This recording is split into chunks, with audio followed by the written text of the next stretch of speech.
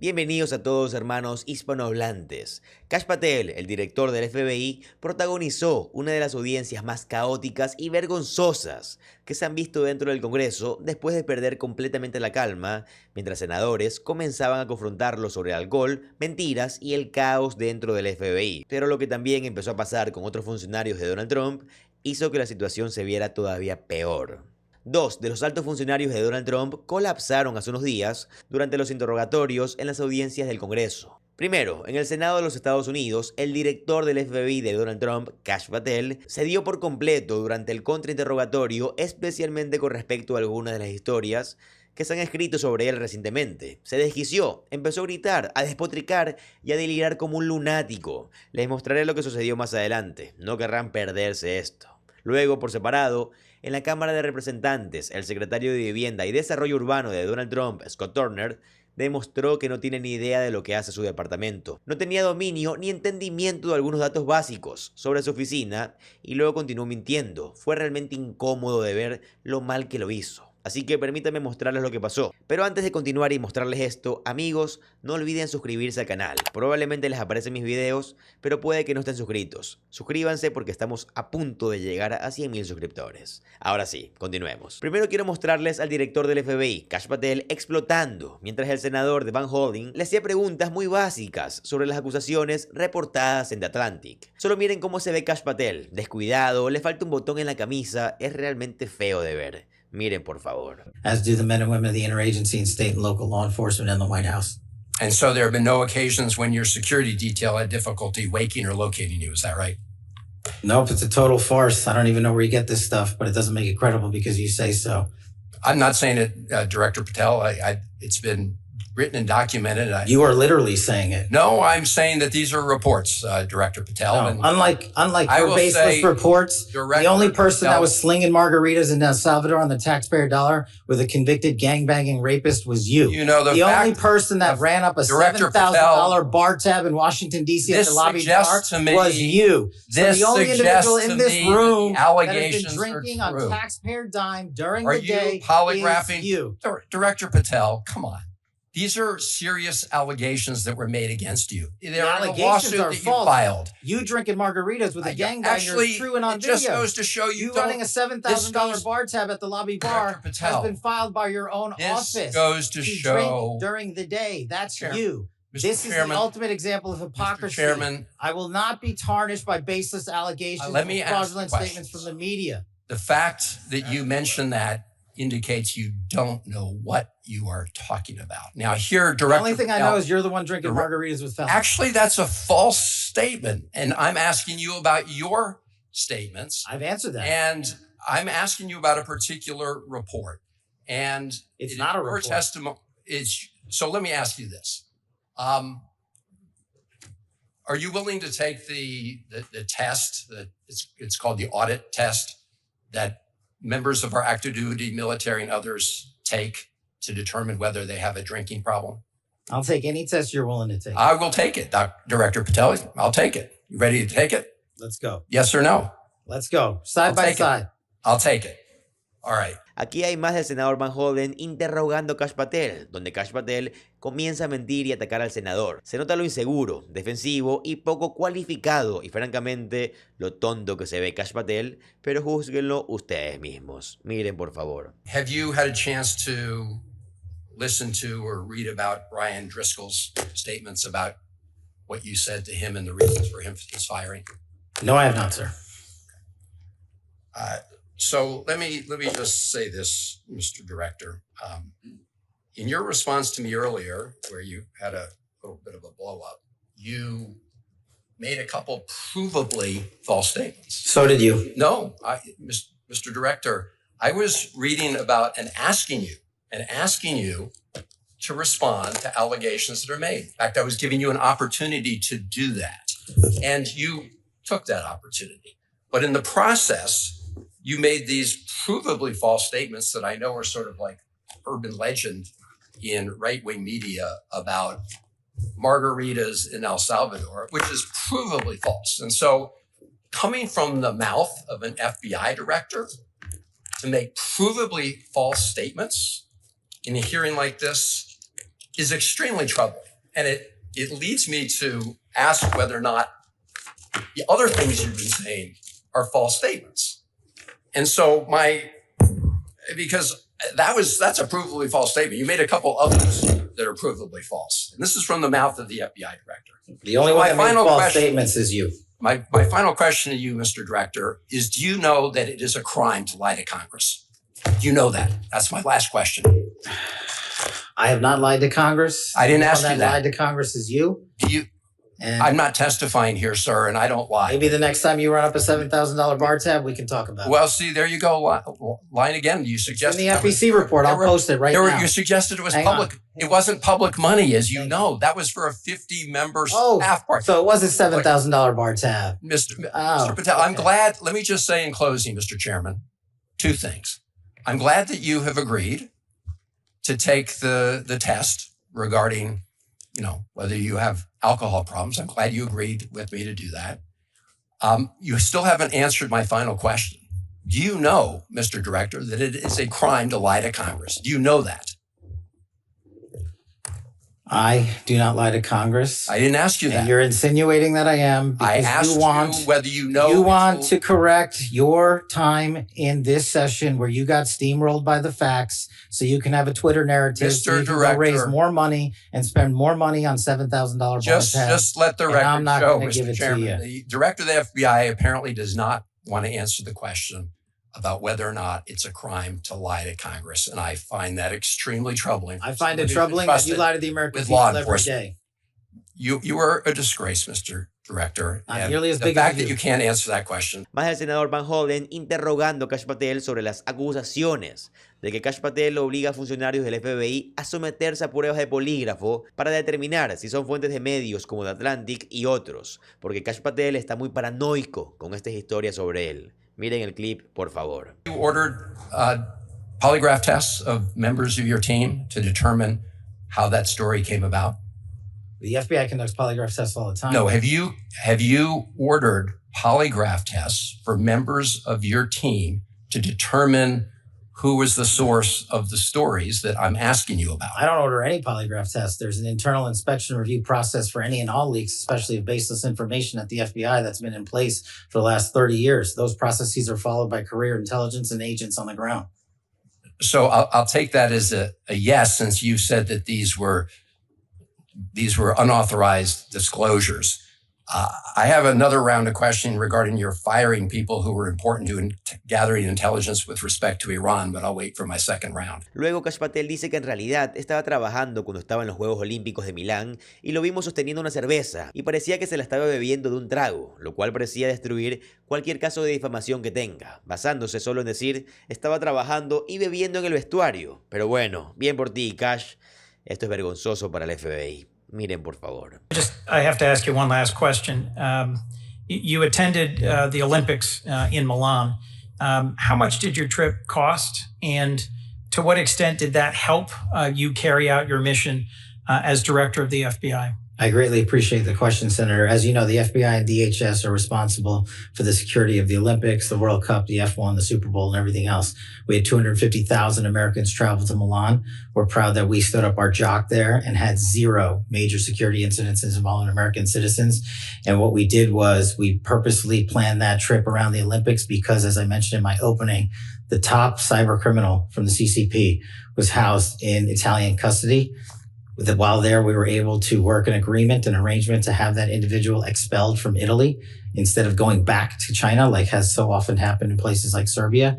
And so we accomplished that mission and we kept it quiet, and that individual was returned to America 2 weeks. Finalmente, más del contrainterrogatorio aquí del senador Van Hollen a Kash Patel. Miren, por favor. Director Patel, I've been listening carefully to your responses to some of my colleagues, and I want to start with a question that Senator Coons asked you that relates to this article where the headline is Kash Patel's latest firings ousted agents with expertise in Iran. The article says that these individuals were fired for their role in the classified documents investigations of Donald Trump. First of all, is that true? The article, just like all the other articles you cited, is false, and there's ongoing litigation, so I can't address it. Okay. you did answer Senator Coons, and I understood your answer to be that the people that were fired, that none of them were part of the group that had Iran expertise. Is that your answer? No, he asked if they were Iran experts. I said they were not. Were the group fired? Did it include people who were Iran experts? No. Did it include people who were involved in counter-espionage activities with respect to Iran? I don't have the list in front of me. So you don't know whether or not you fired people with counter-espionage experience with respect to Iran. You don't know the answer to that question. I terminated anyone and everyone that weaponized law enforcement. I see. So it was related, obviously, to the classified documents case. So that's not what I said. Ahora quiero cambiar rápidamente de tema hacia la Cámara de Representantes, donde el congresista demócrata Quigley hizo un gran trabajo interrogando a Scott Turner, porque Scott Turner dijo, miren, una de nuestras principales prioridades aquí en el Departamento de Vivienda y Desarrollo Urbano es que queremos asegurarnos de que a los grupos que obtienen derechos extras se les eliminen esos derechos extra. No quiero grupos con derechos extra. Entonces, el congresista Quigley le pregunta, ¿a qué grupos te refieres cuando dices derechos extra? ¿Se refiere acaso al colectivo LGBTQ+, que tiene derechos extra? Vean el contrainterrogatorio de Quigley y la respuesta de Turner. Miren, por favor. Let me jump on. You said something else there. It's something like equal rights, not extra rights. Can I ask what group you're referring to for extra rights? Equal rights, not extra. When you talk about who's getting extra rights? When you talk about the Fair Housing Act, it's our job at HUD to uphold and to enforce the Fair Housing Respectfully, Act. Who's getting extra and rights? So that we you're want worried to go. about? We want to go after real discrimination and not phantom discrimination. Well, who's being phantomly discriminated against? We want to go after real discrimination, sir, not phantom discrimination. All right, then answer this question: who's actually being discriminated against? We're going after real discrimination. Who? Okay. Does that equal rights? I guess I got to Fair guess Housing Act. This is why not you cut extra HOPWA rights. Because you it's think seven classes. It's seven I'm classes. reclaiming you my know time. This. Yes, sir. I'm going to take a wild guess that you think LGBTQ people are getting extra rights and privileges, which is why you cut HOPWA, despite the fact that NIH has said that many studies have shown that access to housing is associated with better outcomes. That's why HOPWA, that you cut completely, 90 and 95% of the people in HOPWA, supportive housing, are meeting their HIV medication goals. It's well below half for people who are homeless. So you cut housing, HOPWA grants. Is this because you think LGBTQ people are getting extra rights? Sir, I did not say LGBTQ are getting extra rights. I'm asking you who you think's getting extra rights. Our job is to enforce the Fair Housing Act. Pretty good inference, Our right? job is to have a paradigm shift for all people that are homeless. Why cut HOPWA? Our job is to make sure that we're treating people that are homeless, to transform people. All right, I got that answer. So it's what's not the one answer? in Is particular why group. cut? So disproportionately cut in HOPWA. Why cut HOPWA? Sir, we're on a budget. This is a budget. HOPWA is part of the budget. All American people are You part got of the choices. budget. Why We're HOPWA? not singling out HOPWA.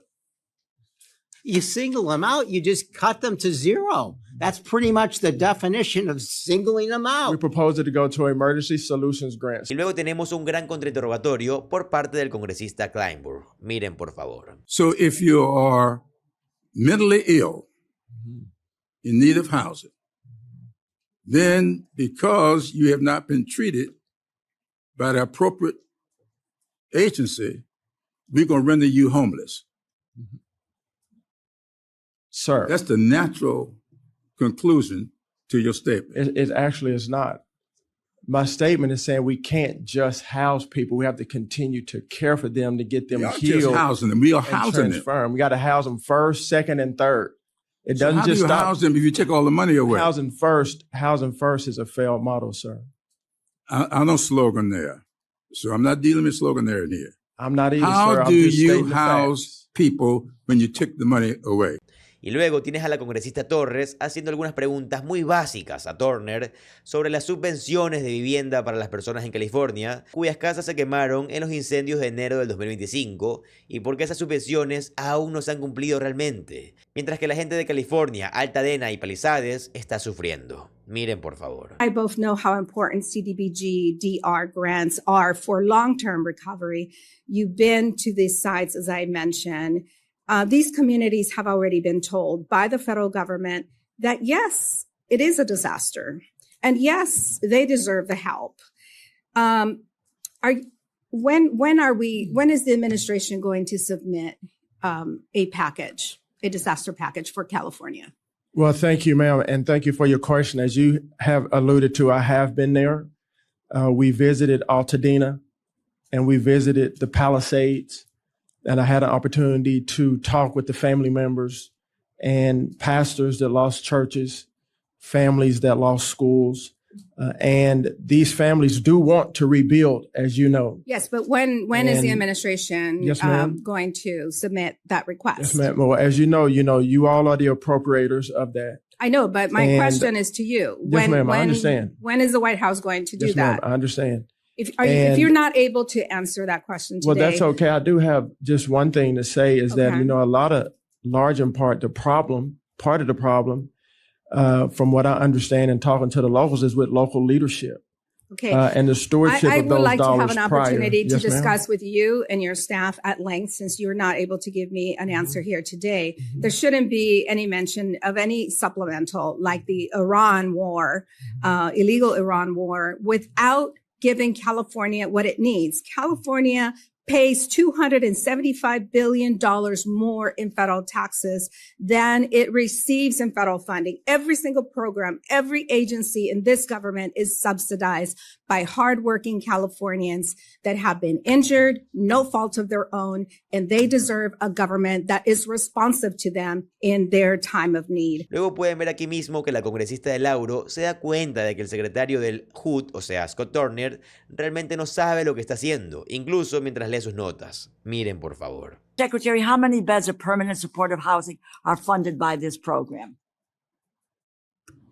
Well, thank you, Mr. DeLora. I really appreciate that. I need a number because I'm going to run out of time. The housing first model, as you said, and as I said before, is indeed a failed model. With all due respect. And we need to change the way that we approach homelessness. The answer to the question is it's roughly 170,000 beds of permanent supportive housing funded by the program. How many permanent supportive housing beds are proposed to be eliminated in the fiscal year 2027 budget request? Ma'am, I believe that we'll be able to serve more people. It's going to be 170,000 people. Are proposing to do COC. Do you know how many formerly homeless people could lose their housing under this budget proposal? What are you saying? I'm asking you, what can you tell us? How many formerly homeless people could lose their housing under your budget proposal? What I can say is that we'll be able to serve more people. Okay. It's estimated to be more than 217,000 people, including children, who currently rely on continuum of care funded housing that would not be continued under this proposal. Mr. Secretary, do you know what is the fastest growing population among people experiencing homelessness is? Ma'am, what I do know is that we have record funding and we have Tell me about the fastest growing population among people experiencing homeless. This is your job to know I'm here that. to listen. My job is to make sure that we're actually serving the people that are homeless. Let me just say, the answer is 146,000 seniors who are experiencing homelessness in the most recent data.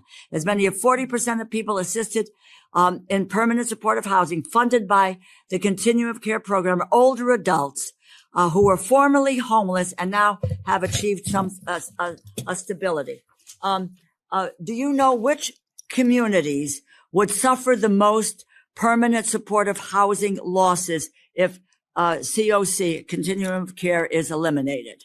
Well, ma'am, I think a lot of communities are suffering right now under the housing first model, to be honest. Well, let me just answer the question. It is primarily rural and suburban communities where more than 50% of beds are paid for by federal dollars. Let me just tell you, my colleagues might be interested in this. In Oklahoma, 100% of permanent supportive housing beds are paid for by federal funds. 98% in Arizona, 98% in Montana, 82% in Kentucky and Indiana. So people can understand the supportive services component of supportive housing. Can you provide some examples of these supportive services? Well, ma'am, what I can provide is that when I came in the HUD, I learned that we had almost 800,000 people that were homeless. Y bueno, amigos, ahí lo tienen. Esto es lo que está pasando realmente en el país. Espero de todo corazón que este contenido les haya gustado. Si fue así, por favor, pónganme su verdadera opinión en los comentarios. Y amigos, de verdad, no tengan miedo de comentar. Comenten qué les gusta, qué no les gusta, les gustó el video, no les gustó, qué cambiamos. Me encanta saber su opinión, me encanta. Y no tengan miedo del que van a decir. Recuerden que esta comunidad es la menos tóxica que se puede. Y no se preocupen por comentarios malos que no va a haber. De verdad, gracias a Dios tenemos una comunidad hermosa. Muchas gracias a todos ustedes. Recuerdo que si me quieren apoyar de alguna forma lo pueden hacer dándome like y compartiendo este video con alguien que ustedes consideren que les puede gustar. También les recuerdo que si les gusta el contenido de política estadounidense, les gusta saber qué está pasando en el país, les va a encantar suscribirse al canal, ya que subo videos como estos todos los días. Mi nombre es José Alvarado, soy economista y estoy comprometido a informarlos diariamente. Nos vemos en el siguiente video. Adiós.